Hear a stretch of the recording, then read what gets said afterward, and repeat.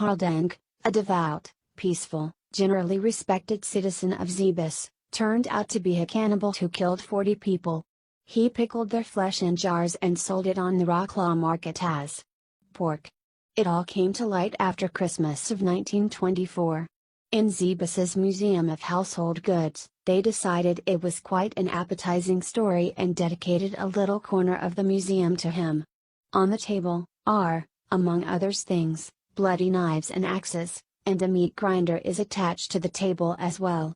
The story of the cannibal of Zebus was resurrected by Usina Bialy, the curator of the Archive of Old Printed Materials in the University Library at Piesk in Wrocław. She came across this story by accident while preparing a catalogue of the Silesian Press. She presented it in Zebus during a scientific conference. The title of her report was Casus Denke the Zebus Cannibal. The first to mention the cannibal from Zebus was the Zapgaues Zebus journal Frankenstein Münsterberger Zeiten, for the less informed Frankenstein was the name of Silesian Zapgaues before the war. The information appeared on December 25, 1924.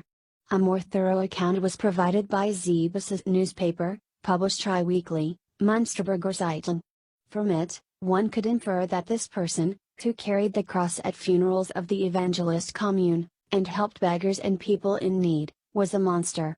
It is hard to believe, but it happened. Karl Denke was born August 12, 1870. His family was quite wealthy, they were farmers.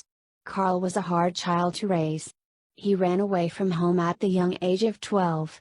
When he graduated from elementary school, he started apprenticing with a gardener.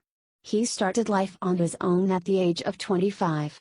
It was then that his father died, the farm was taken over by his older brother, and he himself bought a piece of land with the money from his inheritance. However, farming did not go well for him, so he sold his land. He bought himself a little house on Presensdawe Street in Zebus. Unfortunately, his savings were devoured by the uncontrollable inflation of his time. He had to sell his house, but he did not move out. He still lived in a little apartment on the right side of the ground floor of the house. And he still occupied the shop standing next to the house. It was Sunday, December 21, 1924, when a man covered in blood ran into a police station. He swore by all things holy that it was Denke who did this to him. The policeman could not believe it possible that poor, nice Karl, enjoying an unimpeachable opinion in a town of 8,000, would do such a thing to this bloodied wretch of a beggar. However, Vincent Olivier would not change his testimony. Denke was arrested. The very same night, when a guard looked into his cell, he was dead.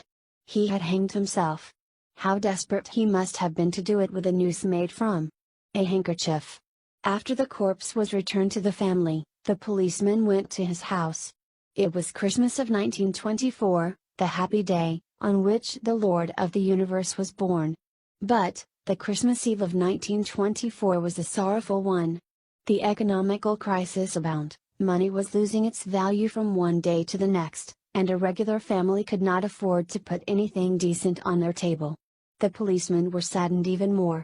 What they saw in Denke's shop could have caused even the most formidable policeman, who had served the longest in the law enforcement profession, to tremble in fear. In the closet hanged many blood-stained clothes including one skirt. On the window sill, lay various kinds of documents with the names of people released from prisons or hospitals. Jars of pickled meat, the laboratory analysis showed quickly, that it was of human origin, human bones prepared for thermal processing, instruments for the production of belts, leather straps, and other products from human skin were found. Denke even processed human hair, using it to make shoelaces. He would sell it all door to door, the permission for which he received from city officials. The meat, with the permission of Wrocław butchers, he sold in Wrocław. It was a time of crisis and every gram of meat would find a buyer. The policemen were able to identify the names of 20 victims of the Zebus cannibal. It is believed however, that he pickled in his manufacturing shop about 40 residents. And now, the local cannibal has only a small place in a museum in Zebus. However, it is not impossible that he will be granted even a bigger exhibit. After all, not all towns can boast their own cannibal.